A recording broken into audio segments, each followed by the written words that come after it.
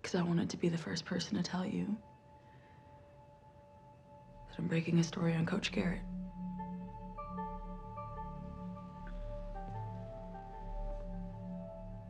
My coach? Thank you both, man. And I gotta start. I gotta start rocking with Shifter. So I'm gonna follow. Listen. Start checking it because I really appreciate the work you guys are doing, man. Yo, what's up? This is Jamil Turner. Some people call me Jamie. I'm a writer, EP on CW Netflix's All American. I just did this really cool interview with Shifter. All right, yes, sir. It is your boy Kevin Bourne, also known as KB, the boss from ShifterMagazine.com, here with Kalia, my beautiful wife slash business partner here at Shifter. Sitting down with Jamil Turner. According to Instagram, he is a husband dude, a father dude, a sports dude, an Oakland dude, a TV writer dude, writer and executive producer at CW's All American, one of our favorite shows, if not our actual favorite show that we talk about here at Shifter. And he's known for a lot of my mans and side hugs in his episodes. We got none other than Jamil Turner. What's up? Thank you for having me. Oh, no, thank you for agreeing to sit down with us. Yeah, we're huge fans. Like we literally do episode recaps every single week. After every episode, we're sitting down on our computer, doing our recaps of every episode. So we've been kind of following for the past few years. Huge fans of the show. Did you catch it on Netflix, or where did you first catch it? CW. Oh, that's what's up. Okay. Well, we get it. It's on a station called Showcase TV in Toronto. But we also have CW, so we kind of watch it on both. That's what's up. Yeah. So, go ahead. Sorry. I was gonna say because in LA, man, it's so interesting. Like people can't. I mean, CW is like Channel 9. Oh no, it's not Channel 5 for us. But it was like in the beginning, like people weren't finding it. You know what I mean? Like season 1, like quality episodes, fantastic episodes. But because I came on towards the end of season 1, when my current boss and Keiichi, who's amazing, and she's like my sis. She had taken over season 1, and it was wild because the numbers weren't strong, and but the show, we're very proud of the show. It was just getting eyeballs on the show, and how do you kind of promote the show? And we're a little bit different, predominantly Black cast, and so by the grace of God, because again, there's a lot of faith in the show. The studio loved the show. Network loved the show as well. But when we hit on Netflix, which was like, because we finished airing in like, let's say April of season 1. And then we dropped on Netflix about 2 weeks later. And then after about 2.5 weeks, like Wale, Deion Sanders, Dwayne Wade, all these people started like tagging us and shouting us out, and the show kind of blew up, and it stayed like in that. I want to say it stayed in like that top 3 space for a couple of months. Like it was wild, and it was great, and that definitely played a part in getting us picked up in season 2. So when I asked, it's funny because I hear both sides. Some people catch us 2 years later. Some people kind of catch us from the beginning. So it's always good to kind of hear both sides. Yeah. Regardless, thank you for the support and for the love. No, definitely. And I mean, here in Canada, there's been an emphasis lately on like Black programming, Black content. So for years, we weren't getting the Black shows in the US. So like, All American was one of the first shows in a while that we actually got from the States that were like, oh shoot, like we're actually getting these shows. So yeah. We've been kind of following here in Canada. So what's that feeling been like? Like you talked about, like you guys believed in the show. Maybe the numbers weren't there, but like to get that validation after a while, whether it's from the shout outs, the numbers, like what was it like to kind of go from that the early stages of believing in the show, maybe not seeing that feedback, but then finally like having a hit show? It's interesting, man. It's so much of it is rooted in faith. Because even for me, I remember when like Nkechi had reached out, she was like, I'm about to take over, but I love this show so much, and this cast is special, and Dan, all across the board from Daniel, obviously we got Tay, who's, a legend in himself, but she was like, between him and between Daniel, between the rest of these young kids, like they're special, and I feel like we have something really cool. We just, you know, obviously with the proper marketing and all this other stuff, I feel like that we can really touch some people.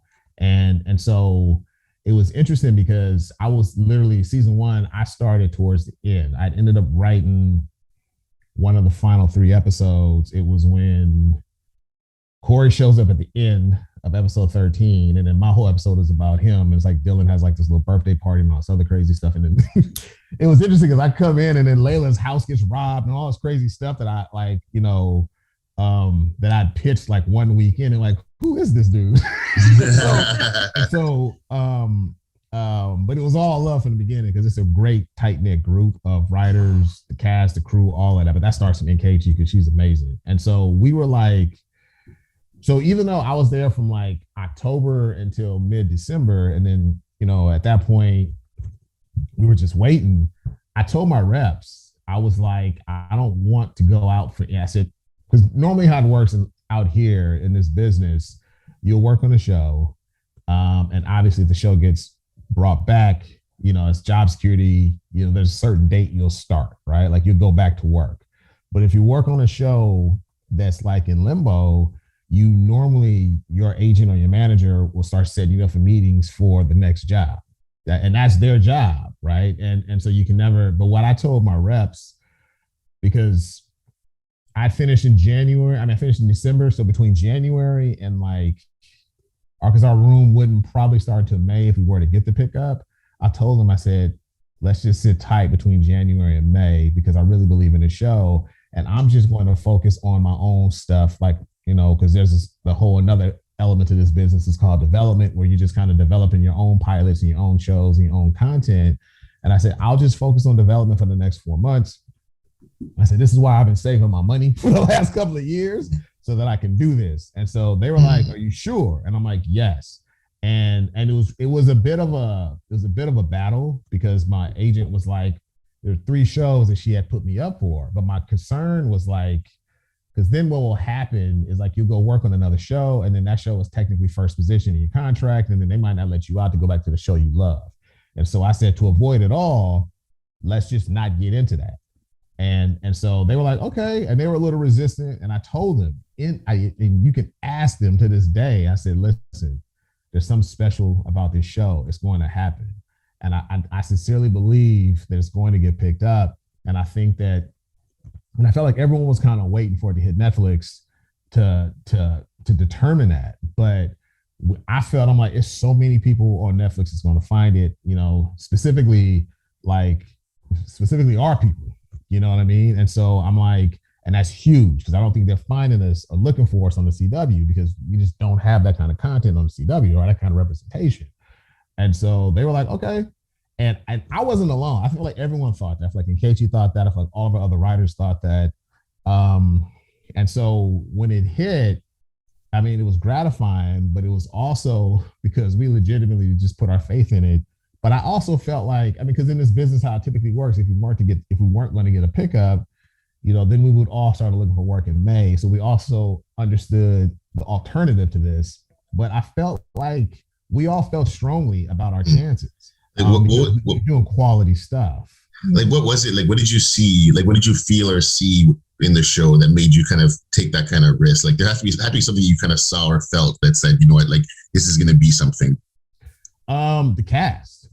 Listen, man, there's a rule in this business. One of the first things that I learned in this business is like casting is what location means to buying a house is what casting means to a successful show. And so I was like, that cast is magical, man. Like, and it was interesting because, and the cool thing about it is from the rip from season 1, they've all been really cool and they all kind of hang out outside the show. And what's great about that is like that builds chemistry. The chemistry you build off the set will then kind of manifest itself and be showcased like on camera, right? Like when you see like Daniel and if you see like Daniel plays Spencer, obviously, and Samantha plays Olivia, like from the beginning, there was a special connection there. And then I feel like, and then what Greta brings, she's amazing. And what Breezy brings, she's amazing. And just along the line, Chelsea and Karima and Mike, and Cody and Hunter plays JJ and Monet and obviously Tay and just the whole family. There was something about them that kind of led me to believe like this is a very special, unique group of people. And then I feel like if given an opportunity, they'll continue to shine and continue to evolve, and we'll continue to try to find ways for them to shine and evolve. That's good. And we're happy to see Greta on there because she's from our neck of the woods. She's from amazing, bro. She's from Canada. I know, that's right. She's from Toronto, right? She's from Toronto. Yeah. And the craziest thing about her, and I feel like you can kind of say this about most of them, is like there isn't anything she can't do, man. Like if you want her to play Mean Girl, she can play Mean Girl. If you want her, like she kind of went through her mental health, like her character has gone through this journey, like this mental health journey. She destroyed that. She was amazing in that, and she did the work. She's always prepared. She comes and she kills it. She can give you anything you want in any take, but she's also funny. She's also beautiful. So there's the sex appeal. Like there's so many things, so many elements that she brings. She's amazing, man. So salute to y'all. Like y'all, job well done in Toronto. Something's in the water. Something's in the water. They did it right in the 6.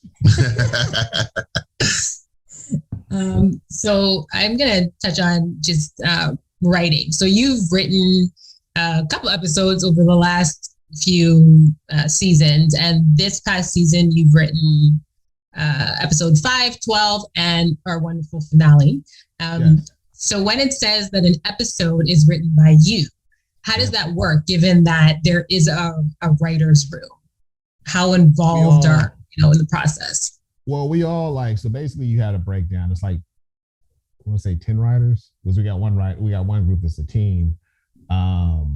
So technically 10 bodies, but probably like 9 writers, right? And so how we normally do it at the beginning of the year, we'll kind of come in with like a loose idea of like what, obviously Nkechi, because it starts with Nkechi, she will kind of have stuff that she'll be thinking of just kind of off campus or while we're not there. And then she'll just kind of pitch us loose arcs and shapes for certain characters, certain storylines, certain things that she just wants to do. And so then from there, we kind of collectively start pitching on different things. And then some of us might have certain personal experiences that we want to kind of touch on, and or something really cool that might have kind of popped on the radar, whether or not in pop culture or whatever, that then we'll pitch as well. And then we also want to try to keep this show as current as possible. And we were fortunate because like right when these kids are transitioning into college football, the whole NIL thing broke. And now we got all of this really cool stuff to explore that we started this year that we want to continue to kind of explore in season 5. And so first couple of days, we're just kind of talking about that. And then what we start to do, we start to line up like where certain stories are going to fall. Like if we want to do like the prom episode, like this past season, we were like, oh, prom episode would be episode 7, right? Because she had a very specific plan. NK kind of wanted them to get out of high school by episode 8. And so, so we knew prom had to be 7, graduation had to be 8. And then we kind of launched the summer at episode 9. And so we'll just start placing episodes. And then after that, like my first episode in particular, episode 5, it was when, he was going to make his final football decision about which college he's going to go to and all that other stuff. And I'm a huge, as you guys kind of could tell from the top, I'm a huge sports dude. So I'm ad nauseum, I'm pitching sports shit. And not just me, like, the guy who I shared the number 2 role with, Johnny Norris, is another dude that pitches a lot of really cool football stuff. And we got other people in the room, like, our writers they're all phenomenal. Every level, they're all phenomenal. And so we'll pitch.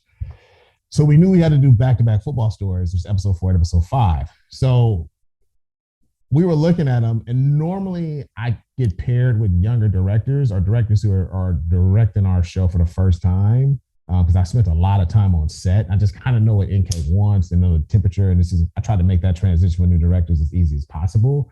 So that said, I picked episode 5 because the director of that episode, she's amazing, name is Teresa. She's fantastic. And she did a fantastic job. She was, it was her first one with us. And it was also like this culminating moment because Spencer's finally making his choice. He was going to go to college football and him and Jordan, all that other stuff. And so I just told her I'll do that one. And it was just that simple. And then from that, we started discussing separate stories. And most of our episodes have 5 stories going, sometimes 4. And so, like, for instance, in that episode, I knew Spencer was gonna make his final decision, which is like the A story. And then, I had the stuff with Liv when she becomes when she has a mentee in AA or becomes a sponsor. Sponsor. There you go. You can watch it. Yeah, thank you. When they become a sponsor, and then Coop and Patience, and Coop making a choice to stay back while Patience goes on tour for a couple of months. So there were a lot of like mini moments that kind of played in that. And so we literally in the room will kind of walk through the general scenes of the A story, and then the B, and then the C, and then whatever. And then we start to kind of get a shape. You're like, okay, this be the first scene, sets this up. This scene can be like a nice little moment of conflict. We do the next scene, whatever. Then after we're done, we pitch all of that. Whomever's the writer of that episode will pitch it to Nkechi to get her approval.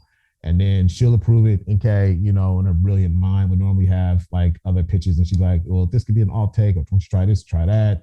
And then we'll kind of take that, we'll apply it. And then the next step after we go through the stories, then the next step is to kind of merge those stories into an episode.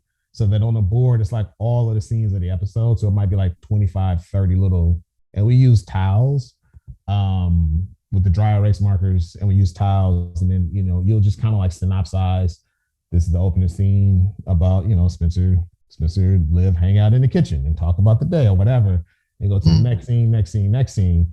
And so once you kind of get that up and it flows and it feels right, then you pitch that to Nkechi. Then you get the approval on that. And it's pitch here, pitch there, whatever. Then the next step is you turn that into a document. And what we have, they're called story areas, which is kind of like a synopsis of your episode. And it's about 7.5, 8 pages. And we just kind of break it down per story, a story. These are, the synopsis of this. I mean, this is what this scene is about. This scene, whatever. And then we go to the B story, C story, D story. And then once that gets approved by the studio and the network, the next step for us is kind of writing an outline of the episode. And the cool thing about it is, like, because that story area is so detailed that you're basically just folding in most of the scenes into that outline, but you putting it in the proper scene order. It's like a 10 to 12 page document.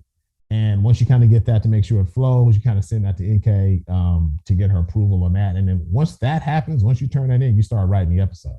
So that's the general process. Wow. And in terms of like, so we kind of pick whichever ones we want, like from the beginning. But then we also kind of look at stuff and be like, man, this writer really sparked to this story. Maybe they should write that one. You know what I mean? Or this writer really sparked to this story. Maybe they should write that one. Because one of the things that I try to tell, especially our younger writers, I'm like, listen, try to incorporate as much of yourself, like in these episodes, like your story, who you are, or if not, try to craft a character that's kind of that you can connect with. That also gives us something personal. So yeah, that's typically how it kind of works in the beginning without being too long-winded. Yeah. And how much leeway do the actors have with the script? Do they have any room for them to kind of like weigh in at all? I mean, it depends, man. I mean, normally, once it kind of goes in, if they have questions, we try to get it to them at least a week plus before we start shooting it. And so for the most part, because like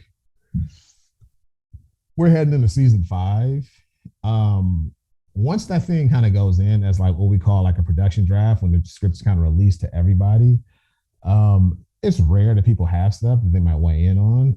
Some people might have questions here and there, but for the most part, like if our cast has questions, sometimes they'll wait until the day, which I'm like, probably could have asked me that 2 weeks ago. So that's just, but that's more or less a writer's pet peeve than anything. But they're normally pretty good. And sometimes they'll ask questions on the day because things might be confusing. But you try to say, listen, if you got any questions or whatever, ask earlier, because when you ask on the day, right when you try to rehearse the scene, it can slow down a day. And like we're trying to make most days anywhere from like 10.5 to 12 hours. We're trying to avoid OT and all that other stuff. So it's like sometimes those questions can kind of slow down the process, but it's very rare that we've ever had like any kind of a meltdown or a situation that's kind of completely halted the process. Okay, that's good. Good. So before we get into talking about the finale, let's continue a little bit on season 5. So do you already have an idea for where the season is going, or anything determined? I mean, we've loosely discussed some stuff because you normally try to cover as much of that as possible towards the end of season 4, just so we kind of have like a launch off and things to kind of discuss as we come back into the room. So we'll be back in the room in a week. Because we just finished. We wrapped the season mid-April, and so we got like a really cool break this year, like a 2-month break, which in comparison to the last 2 years, we kind of just sailed right back into the season because the pandemic was just a thing in itself. And so we have general ideas for a lot of really cool stuff. It'll just be about us kind of sitting down and kind of walking through certain things. But yeah, we got it's gonna be cool. It's gonna be a really cool season because we can really like the show in itself has matured in a cool way, especially now that you can look at them. These dudes got beards and shit now. So it's matured in a cool way. So now I think we can explore even more adult oriented like themes and stuff like that. Which I mean, in reality, these kids have kind of been dealing with a lot of that stuff already, but we can continue to kind of lean into that and really expound upon it. So yeah, that's pretty much all I can discuss. Yeah. Like, how much do you guys pay attention to social media and like suggestions from fans? Like sometimes fans, some things that have been on social media is like with Christmas episodes and more college experiences. Like, do you guys pay attention to like what the fans are saying and suggestions that come from fans?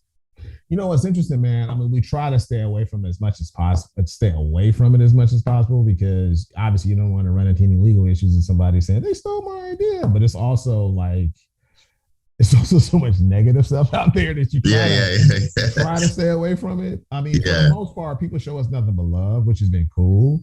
But listen, I mean, people are attached to characters, and so they're going to have a very personal take, and very like real feelings and opinions about like the direction that we're taking people. And for us, it's like, well, you've been kind of living with these characters for the last 4 years. We can't make nothing perfect. And we have to like, just for the sake of conflict, like, and the evolution of these characters, like we got to put them through some shit, and we got to put them through some tough stuff. And we got to switch up dynamics, and we got to like create as much tension as possible, even for Spencer and Olivia. Like, I mean, it's inevitable. Like, they're not even, listen, the greatest relationship. I know I ain't telling y'all nothing that you don't already know. Y'all married. It's like the greatest, we all go through some stuff. I don't care who you are. And so even if there is some friction, or even if there is some beef, or even if there is some conflict, like, the goal becomes, how do they rise above it? Like, how do they kind of find their way? You know what I mean? And so that's a journey in itself. It can't just be happy every week, man, because the flip to that is it gets boring. You know what I mean? And so, so that said, man, like sometimes, fans are obviously weighing in on that stuff, and they got very specific opinions. And so we try to stay away from it. Instagram is kind of my thing, but mainly to kind of promote the show. I'm not really on Twitter like that. I mean, I might check my Twitter like every 3 weeks. I'm just not that involved in it. And Twitter is just messy to me. It's not that IG is not messy, but Twitter is probably even messier. So I try to just avoid it altogether. So yes, the long-winded answer to that is not really. But I mean, sometimes it just kind of happens where it's just they might be, sometimes someone's thoughts might kind of line up with what we're thinking. And I hear the thing about like, Christmas Story, because we've never done that. We loosely did a Friendsgiving last year, episode 15 of season 3. I don't think it's 15 in the order though, but we did a Friendsgiving type episode. We typically try to, we did Halloween this year, as in the penultimate episode. Right. So, but it's always tricky to do those, because so much is streaming based that like those episodes can feel wonky. Like, I mean, we would do it to establish a time of year, but it's just weird that you're watching an episode that's airing in April that's about Halloween. But that's kind of where the show is, because that's like homecoming weekend. It's October, so we kind of had to play it that way. But sometimes those things can get a little messy. But that said, there's a chance that, you know, we could do a Christmas episode this year, which would be different. So stay tuned. Who's your favorite character in the show? Man, y'all trying to get me in trouble. I love them all. Most of them are like my nieces and nephews. You know what's interesting, man? It's in all honesty, I do love them all, but I do feel like, and I know this is also because he's one of my dearest friends, but Kareem Grimes, who plays Preach, that's one of my favorite characters, man. I mean, just it's kind of like the evolution of that character, like where that dude was to where what he's kind of become. And Kareem Grimes is quite possibly the nicest, coolest dude, most gifted dude that you'll ever meet. But he is the most grounded. He is super chill. Like, I love that dude like family, because Kareem and we met. I used to work on this show, The Shield, which is on FX. I was an assistant back in the day. And like, Kareem was not to be typecasting him, but like, he was a young gangbanger on there, but he was so good. And I remember I just started working. I did the last 2 seasons of that show. And I remember when I was watching it, I was like, the dude that plays Burnout, that's an LA dude. And everyone in there, you know, I'm the only black dude there, right? Like my man Huggy, who runs BMF now, and who was responsible for me getting on the Shield. That's just a shout out to Randy Huggins, because he's super solid. But Huggy, he left, and then I became the black dude. And it was me and this other cat, Devon Gregory, who's another solid dude. But like, only Devon is the only dude I can kind of discuss this with. And then my girl Lorna, who came on, and I kind of discussed it with her. So we slowly started getting more black folks. But like, I'm like, that's an LA dude. And they were like, what do you mean? I said, well, you can just tell, you know, the hard R's, all of that stuff. Everything is just like right there. Like, there was just the energy. But every other actor on that show was either from New York, from another part of the region, from DC. They might have been British. And so Kareem always felt the most authentic. So then him and I just kind of hit it off on set. And then we remained in contact. And then he goes and works on Bones. And Casey used to work on Bones. So then she met him. And then he, ironically enough, was the star of her episode. And so we both knew him and didn't know. So that by the time NK and I had worked with, you know, was working on All American, and she was like, well, you know, Kareem? No, I'm sorry. NK, roll back. NK and I met on the show Rosewood, Morris Chestnut. And so when we were working on Rosewood, we were talking about Kareem and how much we loved him. We couldn't get him on Rosewood. I got Kareem. I worked on this other show called Unsolved about Pac and Biggie. It was a USA show back in the day. I got Kareem on that one. And then NK got him on All American season 1. And the crazy thing about Preach is originally that dude, this is just like inside stuff. Originally, he's only supposed to do like 2 or 3 episodes. His first day, though, this is the crazy part, because we want to tie him to the whole Tyrone of it all. Tyrone's going to kill him. And we were going to really like hyper villainize Tyrone, kind of going into season 2. His first day on set, Johnny Norris, who had written an episode, and like I said, Johnny and I shared a number 2 role on the show under NK. Johnny had texted NK. He was like, this dude's too good. Because he was like, this dude's amazing. And the craziest thing about that episode is he literally had one line. His very first episode, he had like one line. And so if you go back and watch it, he's just in the car and he's just menacing. And Johnny was like, this dude is amazing. He said, we cannot kill him. And then NK was like, you're right.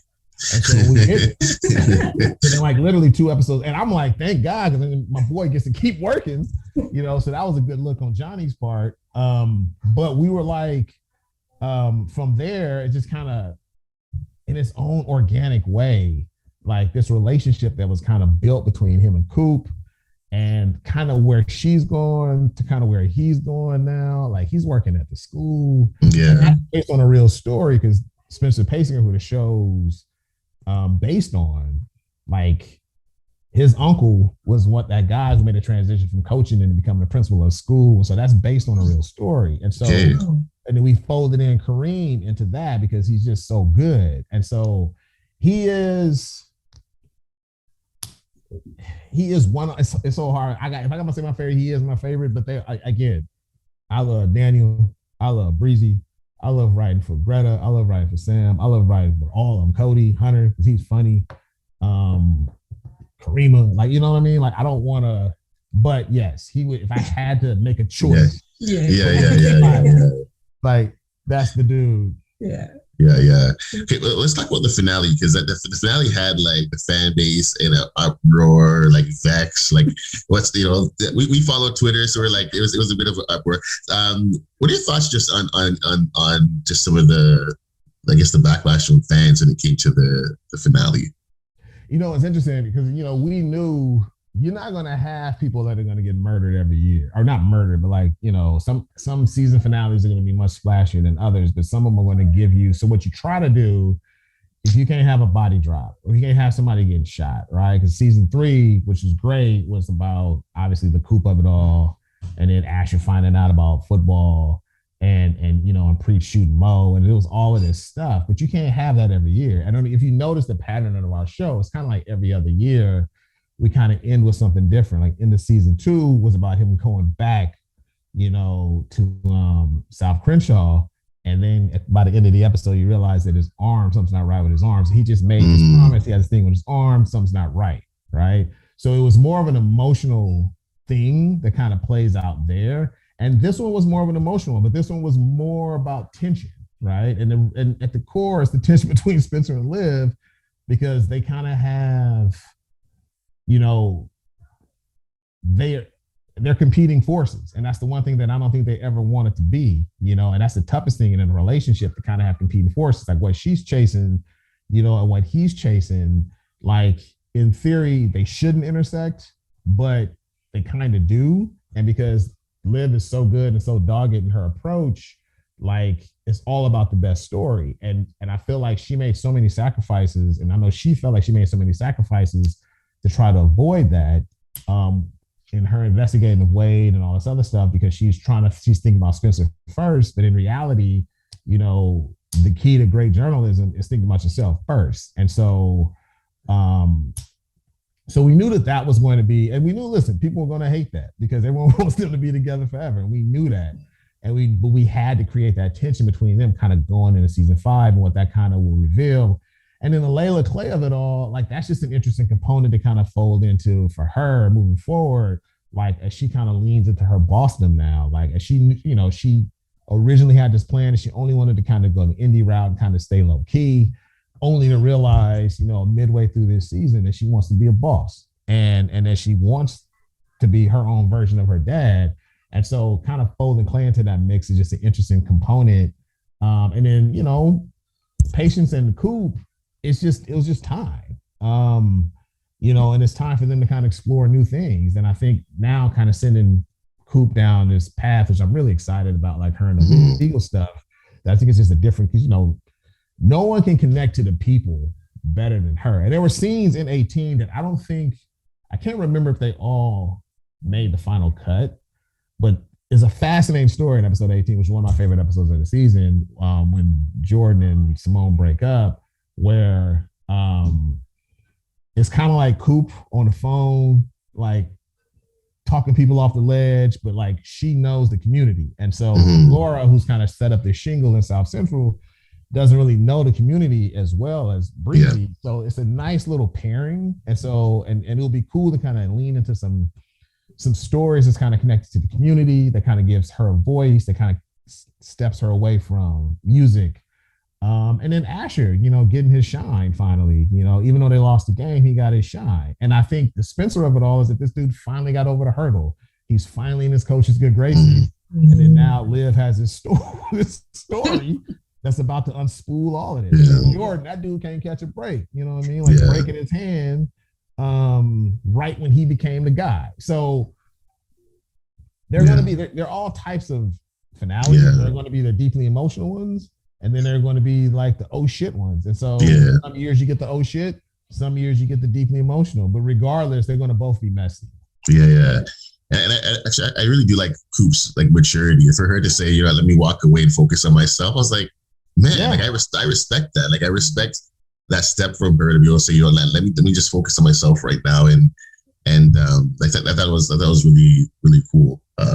Actually, that's another arc, man, that I really love, man. And I love Breezy. That's my girl, man. And just kind of watching her maturity in general has been one of the most fascinating things and one of the most gratifying things on both sides. It's kind of watching her personally continue to grow and evolve, and kind of watching her character continue to grow and evolve, and her making that choice, because it's so easy, man, to kind of fall back into it. But it's also great for Chelsea because it's going to give her an opportunity. Patience was another one that I love. They're literally they're all younger than me, but I all feel like I got to raise them and kind of talk to them and all that other stuff.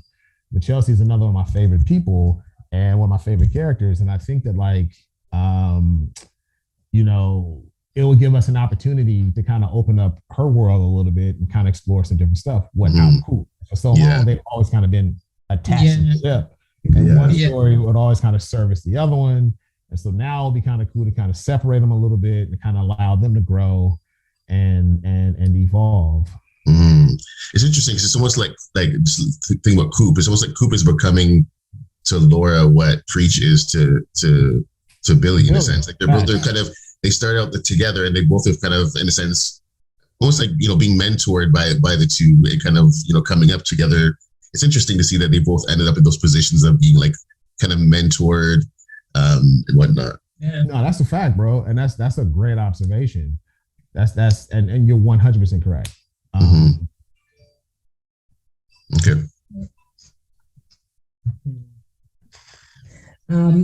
Okay. So one of the things that was confusing, I think, among the fans is the timeline. So if you can just talk about the timeline between episode 18 to 20 and really surrounding, like, say, Jordan and the whole breakup and just that whole piece, just sort of between. You're talking about just in regards to him and his feelings for Layla, or just in regards to like how much time kind of elapsed between those two episodes? Both for sure. I feel like his feelings for Layla have kind of always been there. I know we touched on it a little bit in season 2, episode 10, a continuing episode. It's a small moment, just the two of them. And then I co-written an episode season 3, where it was right after. It was the episode when like Spencer and Liv kind of professed their feelings to each other, and then the car crash happened. And in that episode, Jordan has a moment with Layla where he tells her that she's not crazy to him, and like all of this really cool stuff. There's another meaningful moment. So there have been moments, right? And again, they've known each other since they were little kids. They're friends, all that other stuff. This season, like this dude, because she had kind of, and they really, another one of my favorite episodes, episode 416, the guys, Harold Strauss, really did a great job of really spotlighting Layla building walls, right? Because of the situation kind of happened with Carrie, she kind of walled up again. But the only person that kept like tearing those walls down was Jordan. And so all year, there was a deepening of their relationship, right? It was, to us watching it, it was more than like just a friendship. And I think that and we carefully kind of plotted it out for the two of them to kind of earn this moment. Now, on the other side, this dude is in the middle of a long distance relationship with somebody that's kind of dealing with her own kind of emotional entanglements, in college. And rightfully so, they're freshmen, you know what I mean? I had a girlfriend, it's funny, like, I tell them this story all the time. I had a girlfriend my freshman year, and I'm like, oh, she's the one. It's gonna be forever. And I'm in Oakland, and she's over Howard. She's in DC, man. That shit was over in 3 months. And I remember when she came back, and I was like, my sister had saw her, and my sister's like, something different. And I'm like, what do you mean? She said, there's just something different about her energy. And then she's kind of left it at that. And then about a month later, we were done. And so Simone is dealing with all of her stuff on homecoming. Jordan is, he's emotionally conflicted in regards to that, trying to make that thing work. But then right here in front of him is a really good friend of his that he's clearly fallen for. And it's so obvious on both sides, even though they're both kind of in denial. So now you cut to episode 18. I want to say 13 is his first game. So that's like September. And then Spencer has another game in 15, special teams. And then 16 are kind of stuck. It's patience to show. 17 probably, if I had to guess, falls somewhere. 17 is when when Layla confronts Carrie finally, and him and Layla go on that road trip, which I think is when there's so much about that episode that really kind of turns that relationship. And then I think that the next one is 18, which is probably like early October. So if I had to guess between 18 and 20, it's been a few weeks. The breakup, and I don't think the breakup has been that long. I mean, to be quite honest with you, the breakup, I take that back. To 18 and 20, that breakup is probably about a week and a half, 2 weeks. Because we established at the top of 19 that this dude has just been like in bed with all of these like random girls and all this other stuff. So we've never really given a specific timeline of what that means. Like that could be a week, it could be 2 weeks. And so, but it's not a lot of time. But I don't really think it matters because this dude, Simone saw the way he was looking at Layla. Like she's not stupid. Yeah. And I think the way he was looking at her at 18 was just indicative of how he felt and had been feeling for like the last 15 episodes. So we felt like, and we knew we were going to get backlash. And then people were like, man, I just don't get it. That's just messy. But then like, I think when he kisses her in my episode, like you see the chemistry. And it's crazy because I think for a lot of people that turned people. They were like, oh, okay, maybe there is something there. Yeah, you got these two beautiful people that are like invading each other's space. They're both beautiful and they're both like really selling this moment. And I think it was funny because there was a lot of people, like that's probably the one time I even looked at Twitter and there was people who were like, I was not into this relationship until that moment. Yeah. So the short of it, we always felt like we earned it. We just had to earn it through friendship and through him being the only person that refused to,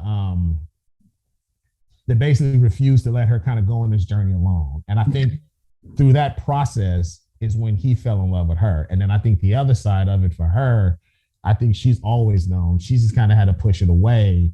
And she hasn't been in anything meaningful, like, you know, since the breakup with Spencer, which is early season 3. So there's been time on her part because when she broke up with Spencer, that's like that's post Vegas. That's probably like September. It's almost been a year. You know, you really kind of break it down because we jumped in time in season 4. And by the time we get to the finale, it's October. So by the time she found out about this stuff with Spencer, that's like September of the previous year. So it's been a solid year. I mean, she had Clay and that whole situation, but that dude was never more than like what he was to her. And so, yeah, I mean, I get it. I understand, but we stand on that. You know, we stand on it because we felt like we earned it. Mm-hmm. Makes sense. And now on to Liv. Yep. Oh my goodness. Everyone is concerned about Liv.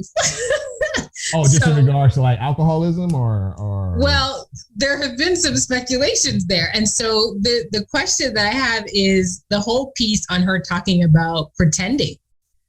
Many were like, what is she talking about with this? Who's pretending?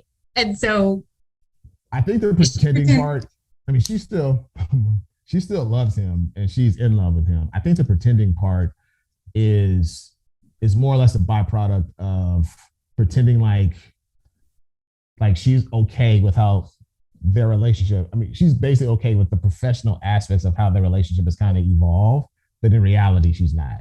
And I think that in turn has kind of affected the emotional aspects of the relationship.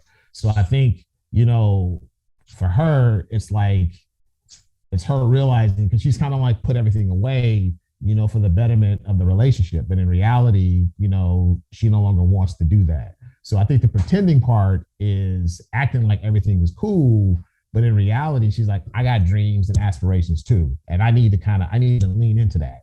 You know, it can't just be about you. And when you look at our show, because Spencer's the star of the show, like everything's kind of told through him and it's kind of told through his POV. And so much focus has just been about him. And even when you kind of break it down, like, you know, it's interesting because it's not him being selfish. It's obviously how we've written the show because it's his show. Yeah. But I can understand how when she's like, if she's bitter about anything, she's also like, everything's kind of about you. Like this thing kind of happens for you. But when people kind of talk, she's starting to kind of feel that a little bit. And so that's not just Dylan that's feeling that. That's not, you know what I mean? It's other people are starting to kind of feel it. And so I think, you know, the pretending part is that it's time for her to kind of own her truth all the way through this relationship, the good and the bad. And she really hadn't been doing that. That's good. That's good. Because I know some fans are you know, have felt like, you know, Liv hasn't been given the character growth that maybe some other characters have been given. Like, I don't know, do you feel like there's truth to that? Or no? I mean, it's interesting, man. I mean, she's kind of went through, I mean, obviously, you know, we dealt with the, we went through, we saw people, because I know people were talking about like the alcoholism of it all first and foremost, right? But in reality, that's the process. You don't fall off the wagon once and then you're good, right? Like when we first meet her, she's good, right? Season 1, kind of going into season 2. And then season 3 is about us kind of living in her you know, in her battle, right? And so then now you kind of getting into season 3, she kind of manifested like that energy became more about the Tamika Pratt of it all, right? So now the next step is her trying to figure out, because I understand the question and I understand their concern. It's about her trying to figure out like, what's her lane as a journalist, right? Because she's a disruptor. She's super disruptive. That we've established with Tamika Pratt of it all. So we know her instincts are good. I think what affected her this year was like the relationship clouded the professional, right? So the personal clouded the professional. Because in reality, we would have just taken the next step with her of her like coming after some explosive story and then her kind of doing what she needs to do.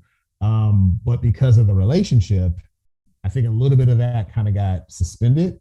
So I hear like, because season 4 was all about her and Spencer being in love and all this other cool stuff. And so she kind of put her life on hold a little bit. So on one hand, I get it because it's like, well, what's the evolution of her character? Well, the evolution of her character is kind of putting something before what she truly loves, which is something she's never done because she's always kind of been this locomotive. Now moving forward, we're going to get her like times 10, right? Because I think like, now you're going to get, because there's something about it. We talk about it a lot because one of our writers who she co-written episode 18 and she's amazing. She was in AA. And so we lean on her a lot. So a lot of the Olivia stuff is kind of informed through her.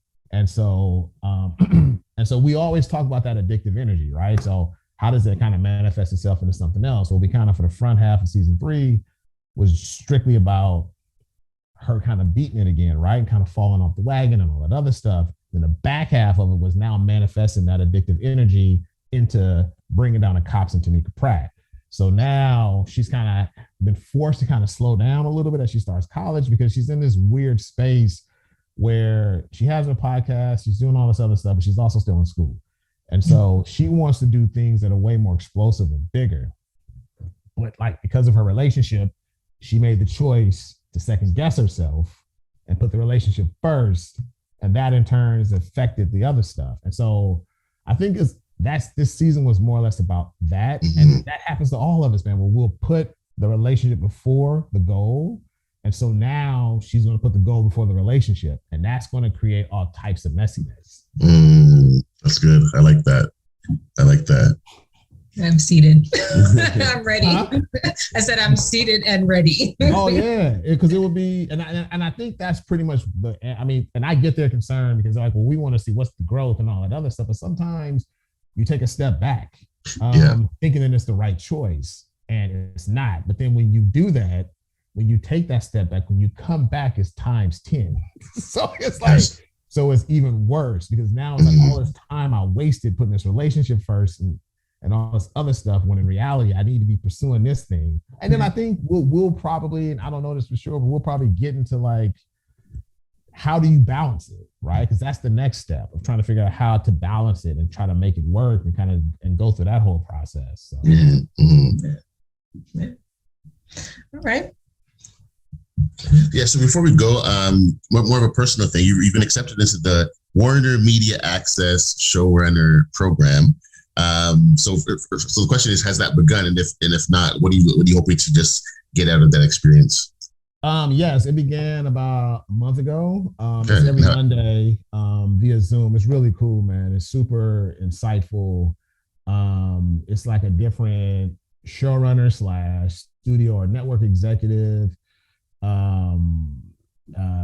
that kind of comes in and will do like a little 2-hour Q&A. You can ask them all types of questions. They give you as much insight as possible, and they're super accessible. Like if you want to reach out to them, if you have additional questions or whatnot, it's really cool. And I've been blessed, man, because on our show, I want to say for the last 6 years, I've only worked on, and this is rare, and so that's why I thank God every day. But like I've only worked on LA shows, and so I've been fortunate to get home.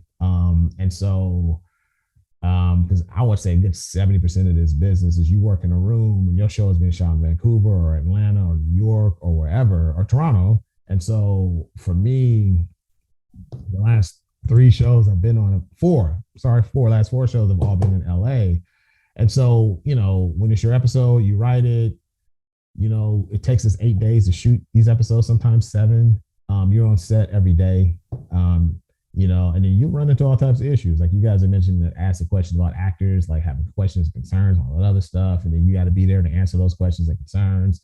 Then you also sometimes got to rewrite stuff on the fly. Like, in dealing with COVID, we had all types of challenges, actors who might test positive. And now they test positive. Okay, we can't shoot those scenes now because they can't be here for like, I don't know, the new window of like 7 to 10 days. So they can't be here for that long. I mean, at one point in the beginning, it's 14 days. They were gone. And so you got to pull up scenes. You got to make all of these adjustments. And so it's like, it's invaluable. And so that stuff like prepares you to be a showrunner. And so I've been fortunate and blessed to be like boots on the ground learning. And so then what these classes kind of teach you is like budgets, kind of walking through budgets, kind of how do you deal with different department heads and all this other stuff, and just kind of how you deal with your crew. And then we had one which was really cool. It was more or less just about inclusion and like and equity and all this really cool stuff. We just had Dr. Kira Banks, who's amazing. If you get a chance, like follow her. She's amazing, man. She personifies Black excellence. And it's funny because we've had her, she came in and spoke to us on All American, because she's just basically trying to teach you how, like, the proper way to communicate, the proper way to kind of problem solve, like in this day and age, which has been really cool. So she spoke to us this past week from the showrunners program, and we got like 3 or 4 more. But it's been great. And I mean, and for me, obviously the next step is to run my own show. And that's a process in itself, because you got to go through what they call development, where you got your own idea and then you pitch it to the studio and the network. And if they dig it, then the next step would be like going through the process that I mentioned to you guys earlier with the hopes of getting it on the air. It's just kind of going from there, running your own room, running your own show, making decisions. But again, because of Nkechi and because of the freedom that she kind of gives me on this show, like, and just kind of watching her and how she kind of does it, like I've learned so much and grown, in a lot of ways over the past 4 years. So it's all prepared me for my opportunity.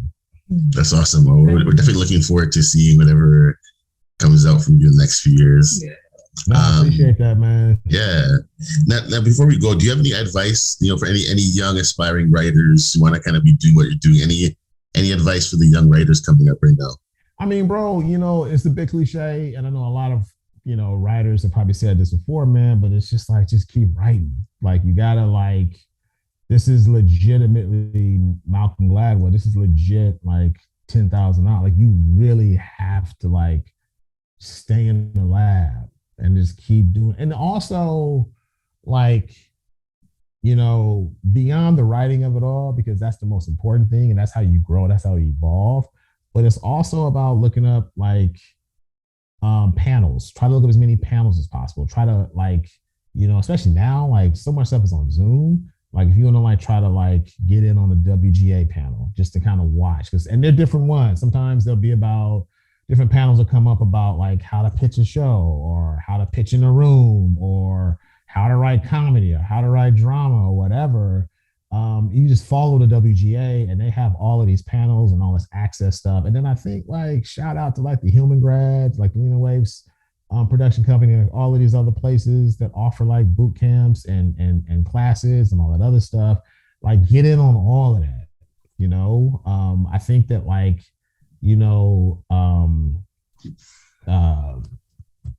knowledge is king, but access is king. Like try to find as many things as possible to kind of help you grow and evolve. And so much of it is out there now. Like, and literally there's been an explosion within like the last 5 years of like labs and all types of other stuff that's kind of surfaced. And, some of it costs, obviously, some of it's free though. So like research that stuff, lean into it. Do a boot camp, do all of that. You know what I mean? Because also what you're doing is you're meeting other writers, you're meeting other people, and then the other thing is like get writers groups, join writers groups. That's a big thing too, because it teaches you, sometimes you'll have like a writers group of maybe like 10 people, right? And none of y'all might not be on staff yet, but like you guys are all writers and aspiring writers, like, and you guys can kind of help each other and kind of give each other insight and advice about each other's scripts and about the business, about all that other stuff. So look into labs, look into fellowships, look into just separate weekend classes, look into like writers groups, you know what I mean? And obviously most importantly, just keep writing. Well, I feel like I've learned so much just from this. It went even longer than I thought, but man, I feel like I learned so much. Yeah. And I'll definitely be. I think I'll be looking at season 5 a lot more differently, just analyzing it now. And be like, okay, let me see what was going through these writers' minds as watching it. But for sure, check it out. I mean, and listen, I mean, like, and rewatch season 4. Yes, because it's different. Sure. I don't know if there's a different perspective, but like it helps you kind of understand what we were thinking. Mm-hmm. One of the things that we try to do in that room, and we try not to repeat stuff as much as possible. But the other thing, like 20 episodes is a grind. And so sometimes you never want your storytelling to feel like it's suspended or kind of like in this suspended state. But sometimes that might happen. Our moves might be a little bit smaller to kind of ultimately get to where we want to get them. But that's just kind of byproduct of the order. And we're blessed that we're getting 20. Like that's a blessing, man. That is rare. So you'll see like that's kind of like there's journeys that we kind of take them on. Or at least we try to make sure we're covering everybody as much as possible so that no one's journey ever feels like rudderless. But yeah, and yes, and definitely season 5, I think we're going to really, season 5 is cool because it's so much new stuff to explore. That in its own way, that season can kind of serve as somewhat of a reset for us, but in a cool way, because it'll still obviously be the show, but it'll be an opportunity to kind of reset certain characters. And I think that's always a good thing because it kind of opens up the world in a cool way. Mm-hmm. Well, I want to thank you so much for your time. Once again, this is Jamil Turner. He is executive producer and writer at CW's All American. Thank you so much for your time. Thank you both, man. And I gotta start rocking with Shifters. So I'm gonna follow. Listen. Start checking it because I really appreciate the work you guys are doing, man. Absolutely. And there's nothing better than seeing 2 Black folks on here like doing their thing, especially husband and wife, man. That's hard. Working together, doing your thing, but that's a beautiful thing, man. So salute to you guys.